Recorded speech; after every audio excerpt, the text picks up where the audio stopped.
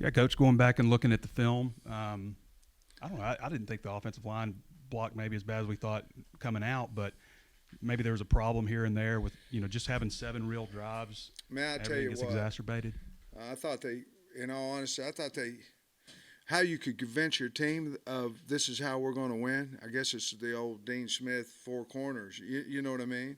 Especially with the clock like it is. What was the game? 2 hours and 45 minutes. You know what I mean? Well, then you start pressing because you're supposed to win by a bunch of margin. It didn't go so well at first. Here's what I saw. We're not covering. Our fits up front have to get better. In other words, everything's getting popped out to safeties, and we're not making any of them miss either. So we've got to make safeties miss. We quit putting RPO on the back end of it. We weren't particularly throwing the ball well either, weren't catching it. And so at some point, Dan and I had a conversation about we're going to win the game. Let's see if we can't try to get our run game going. And we tried several different things. We found out some things that we can do and some things that we can't do.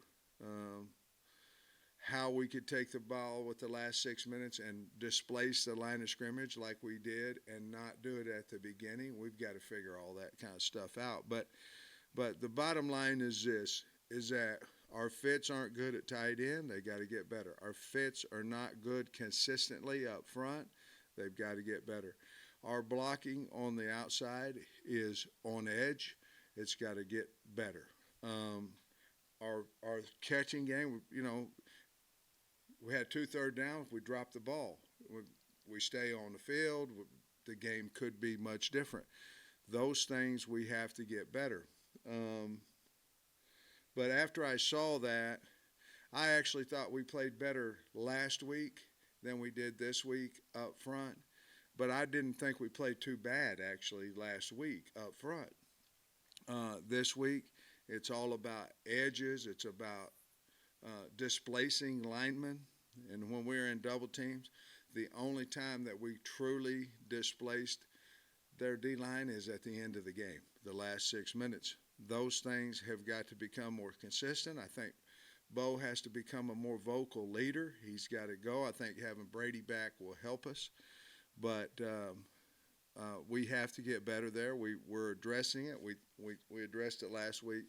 It may not be just a quick fix. I think where we're going in the order of how we're playing our games is going to help us with a new coordinator.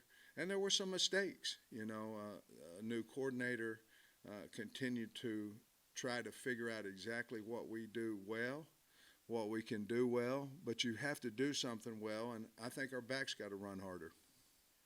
You mentioned after the press conference there's the pin and pull play where you're talking about hitting the hole. I think you were talking about second quarter. You saw it. Yeah, and With DeBinion 7. kind of bounces it out. Well, later in the game, he actually was hitting it. Is Made that a safety miss and got 8 or 10 yards on the play. Is that a conversation that you have? Is it like you have to trust the hole's going to be there because Limmer blew it open at about the same time, or is it you have to have patience? Is it trust or patience? What's the what pin and pull is? You got to understand the play. I think you know what I mean. What pin and pull is it should guarantee you getting the ball outside the tight end.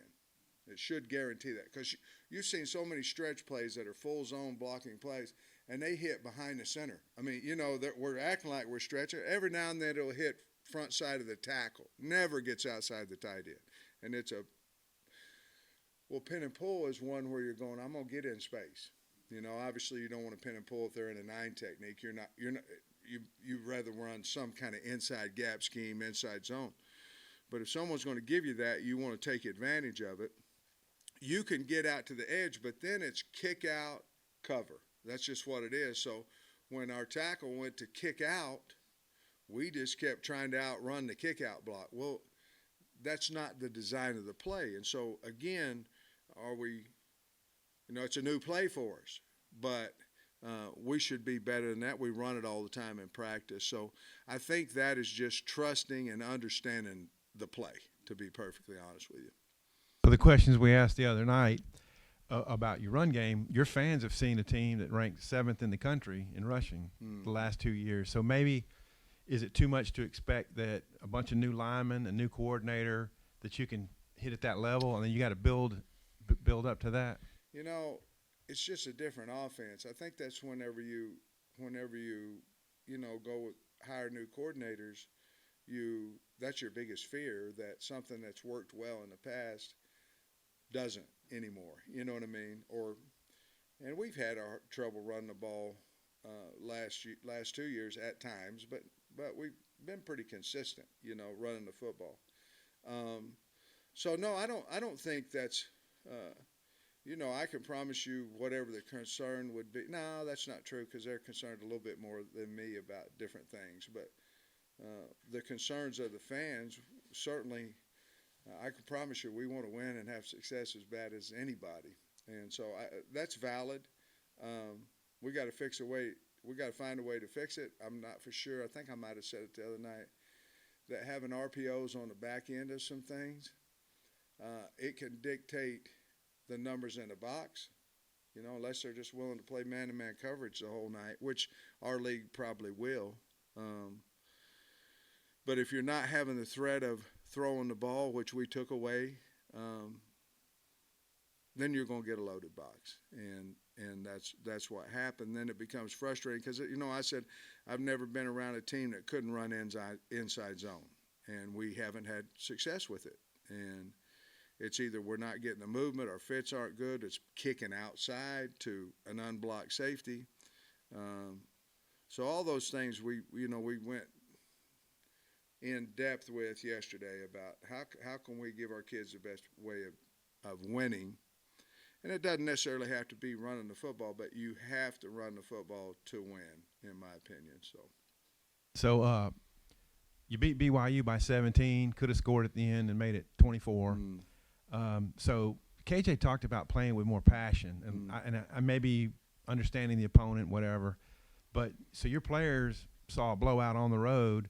Do you have to kind of warn them again, this is a different BYU team? And what's the scouting report on them? Well, a hard team, anybody who's undefeated, including us, they're hard to beat. They haven't learned how to lose yet in that season. That group of guys that's playing together hadn't been beat, so they don't know how to lose.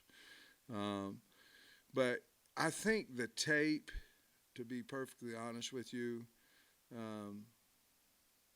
they're 2-0. Their tape, they play extremely hard. I mean, they do. They did last year. I think they're a better football team than they were last year.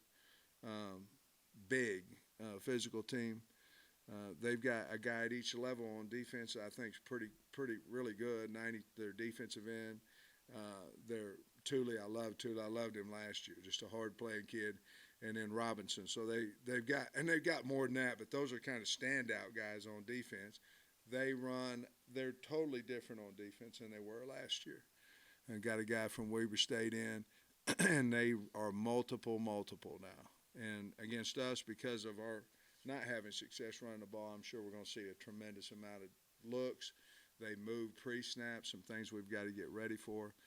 But they ran odd pressure. They're a fire zone team, which we have not seen this year either, where it's true 3 under, 3 deep. So they're going to cause us some problems because they move so much. They blitz quite a little bit. Offensively, they're really big, really good at tackle. Kingsley, again, I said it last year, but I tried to get him to go to Georgia. End up going to Oregon and transferring in, and then they got the kid, Etienne the kid from Oklahoma State at the other. Huge guys. I think those are 2 premier type tackles. And then I don't know if Epps is going to be back or not, but he was hurt he's hurt 2 weeks.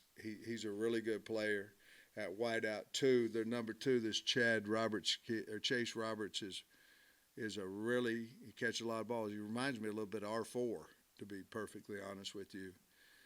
And then, they got the quarterback transfer in from Pitt. And number 5 is a really good wideout too. So they're a stretch team, a boss counter team.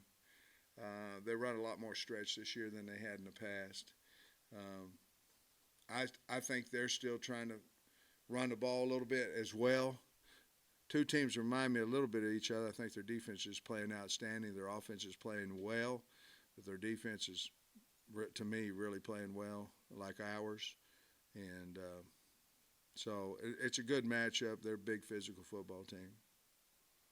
Ball seemed to be playing pretty confident in the second half. Do you feel good about his health where he's at, and then I guess the linebacker room as a whole now that Greer's back? Yeah, health-wise, he's fine. He's ready to go. We had a little problem with the tight end crossing going into the flat. We missed that twice on Saturday, but Pooh's running well, moving well, made a nice tackle on, I guess, maybe their longest play the other day, or came down and made a tackle, 20 yards down the field or whatever. But, he's just been hurt or out of the game. We've got to get him settled in, but I did think he played a fine game. Jaheim Thomas has been probably the most consistent guy that we've had, probably our best linebacker in 2 weeks. And then, of course, we got Greer in there. Crook didn't get a chance to get in there, just the way the game was going and all that, but we certainly believe in him as well. And it seemed like, he made another key block on the goal line. What does that say about him as a guy who, he's not getting the ball to score, but he's willing to do whatever it takes? Well, he's by far our best blocker down there. And so you go, well, we're going to use him in the block. Well, if you don't use him in the block, what other guy are you going to use? And especially this week with Rocket being out, we don't have another real big guy back there, So he's a great kid, great team player. I wish we could have more success handing him the ball, and I do believe that we will in the future. But it says a lot about his character, especially all the things that he's gone through. But he has done well on the goal line, as you've said. Make some key blocks, and 23 did too the other day, made a nice block. Same, just touch on it there. Rocket, is he for sure out this week, and just how's he doing overall? Rocket will be out this week, and then we'll figure out, how fast he can recover. Got to get some swelling off of him, and once we do that, then we'll see how fast, whether we can have him back for LSU. I just don't know right now. With his turf toe, is that an injury he had in the Western Carolina game, or is it in practice? Or? No, he got it on Thursday, and late in the practice on Thursday. We thought he was going to be okay, and then he went out there and just said he couldn't push off of it, and in all honesty, Stewart played a good game. Had one ball caught on him there, but played a good game, and it'll help us in the future with that. But I expect Duty back this week. Coach, BYU, they scored 14 in week 1 and then more than 40 in week 2. I'm just curious, what have you seen on film that kind of let that offense take a step forward from week 1? I think Sam Houston's really good.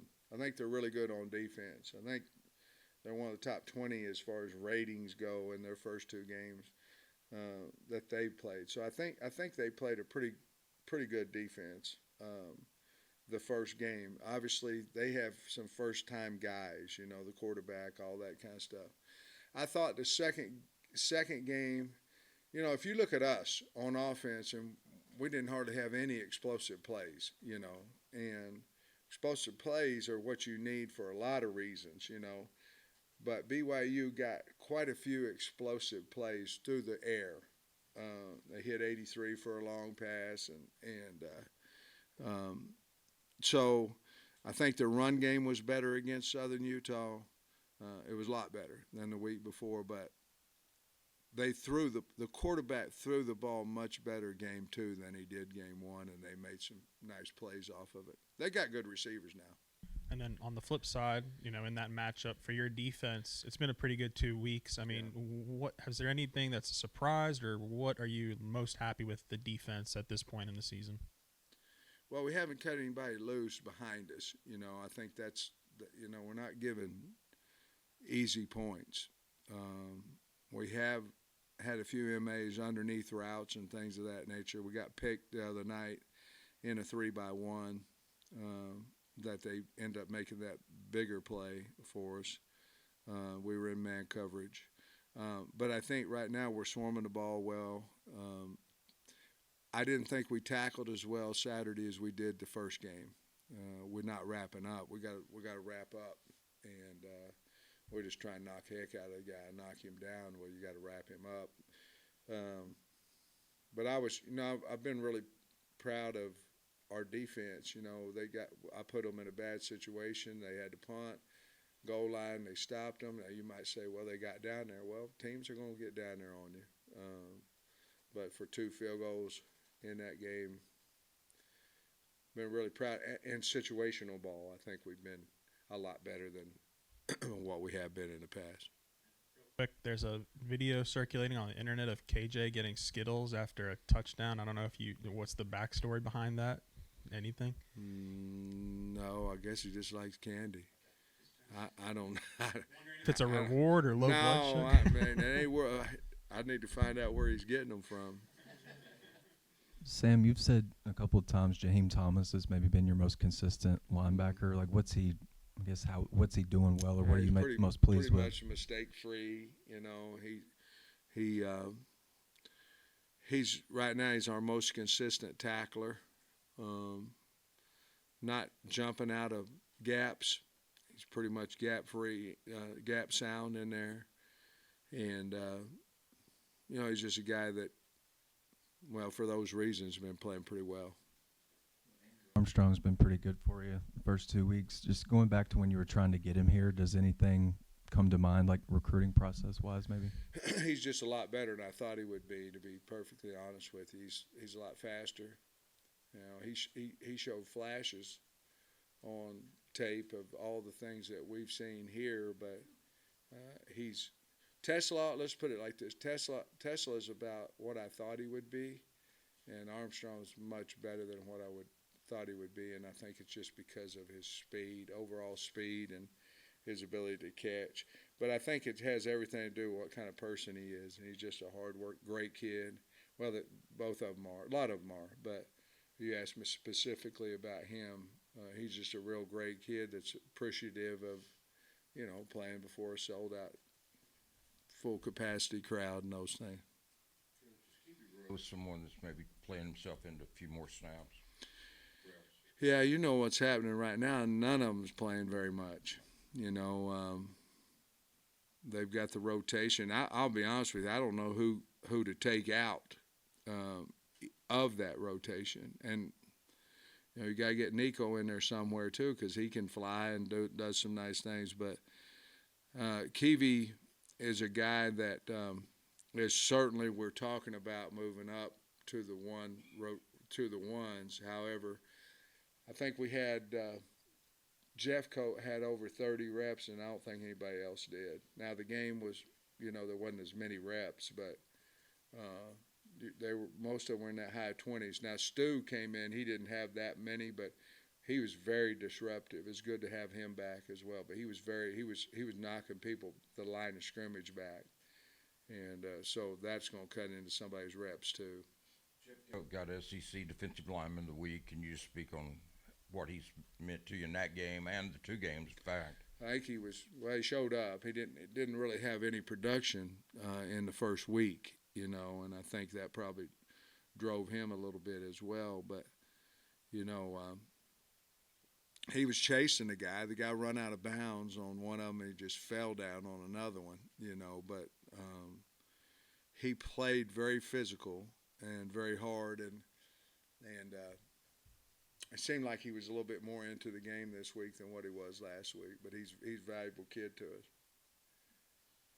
Marion getting maybe closer to being.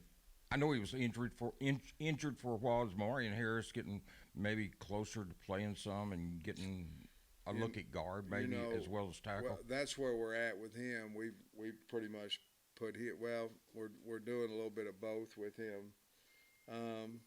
He's closer. He's closer. Yeah, I'd say you're right. I'd say the question.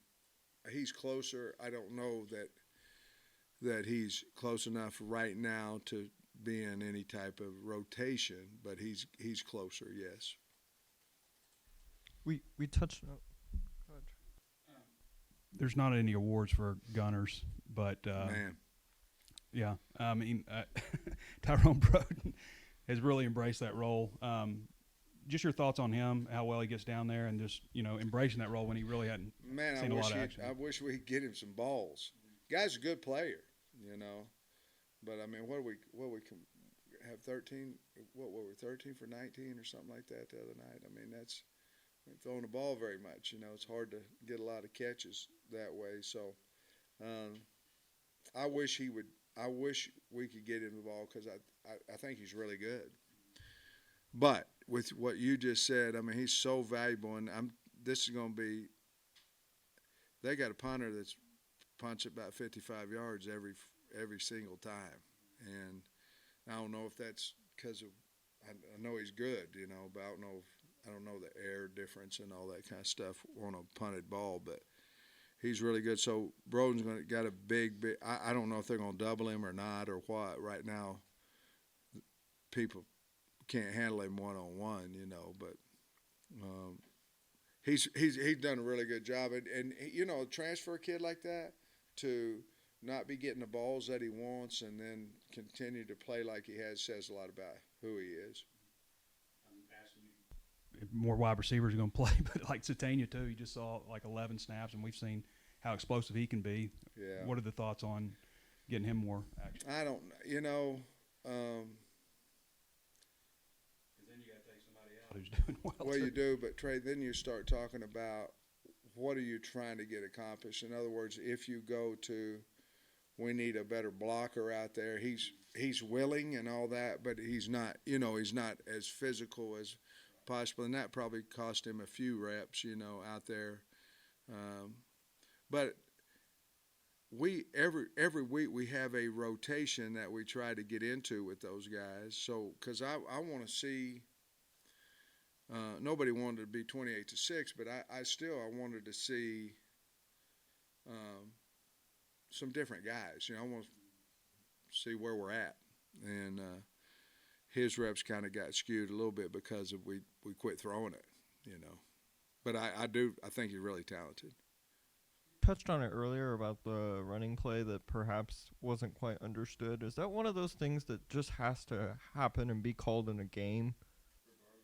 Times you run it in practice? No, I don't. I think it's a good question. I don't think so. I think it all depends on. Did you run that look in practice? Are they? Because what they did that was different than the week before is they gap moved. Before it was just they moved from a gap to head up, and then they swiped Bo a couple times. So I think there's some of that. On the short yardage, we missed a run through at the linebacker, things that we practice. I don't think any of our plays are difficult, but the bottom line is you got to cover them, you got to block them. You do. And the 4th and 1 didn't really have anything. We had to run through, but we left an edge guy out there. We didn't have a guy to block him.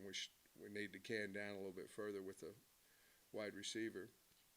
But that's a look that we hadn't seen, and didn't work out too good for us. You made reference to this today about the faster game, shorter game. Is your data showing that your play count is substantially lower, number of plays? Well, it is, and I don't know what we're going to do with it because we sure are getting the commercials. We're doing a good job there. And I don't mean that negative. We just are. And but the thought of using 40 seconds against a team that you're a big underdog, that's pretty smart now, especially if you've got a frustrated team over on that other side like we were. We discussed that today in our staff meeting. How if you decide to do that, how would you talk to your team about it? Would they believe you that this is your best way to win, or would they believe that you don't think you can win? You know what I mean? There's a fine line in there. But the old boy ran the four corners offense to perfection, and So I don't know, but we had a pretty good discussion on it today as a staff. Also said you kind of told Dan, let's just establish our run game. So in other words, maybe you felt like some passing stuff was there, but you wanted to keep trying to run. Well, we weren't exactly throwing and catching it great, you know, and I just thought that we could turn around and with the different things we had talked about, especially after halftime, that we could turn around and do some positive things. Well, it didn't happen. So at that point, then now you're trying to make something happen, which I should have never done, and went for it on fourth down, just trying to build a little momentum and things, and that wasn't very smart. So, I mean, but you have to keep the possibility of going on 4th and 1 at the 34-yard line, right? I mean, you don't want to just say, okay. Well, I mean, as you saw, I went for it on 4th and 4. I've gone for it more fourth down this year than I have in my entire time here, I think. And we've scored points off of it. I guess the first game we scored a couple. Everybody gone on 4th and goal, but the other time, and then we scored the other day on, I think it was 4th and 4, and scored on that. So I'm becoming a believer of it a little bit more, but not in that situation. Can I ask Nate's question real quick? Since Saturday's game marks the first traditionally big-name opponent for both teams, do you anticipate both teams perhaps preparing with increased urgency compared to their first 2-game week? You know, what's amazing in first 2-game weeks, what's amazing is that you prepare for the first game, and it's like, when is it going to get here, you know, at some point? Because you prepare about 9 days out, and when is it going to get here? When's it going to get here? You're assuming that your guys are going to be hyped up because it's the first game of the year and all that kind of stuff. Your second game of the year, I felt like there was no – we prepared – you can prepare them all you want, as urgent as you want. They have to accept that there's a reason for urgency. I mean, they do. And sometimes it's simply because of who you're playing. You know, I forget, Trey might have asked a question about BYU or Tyler, I don't know who did. But BYU, I know this, last year BYU was an urgent game. It was a must-win for us and all those type things. So it is now. And again, like I say, it's hard to beat a team that hadn't lost. And both of us haven't, so someone's going to have to. But I think our kids understand the urgency of this game. Isaac and Andrew, we talk about the contested catches they're making all the time, but to make a contested catch, there's got to be good coverage. Are you seeing the separation maybe from the receivers that you want to at this point in the season? Well, yeah, I think so.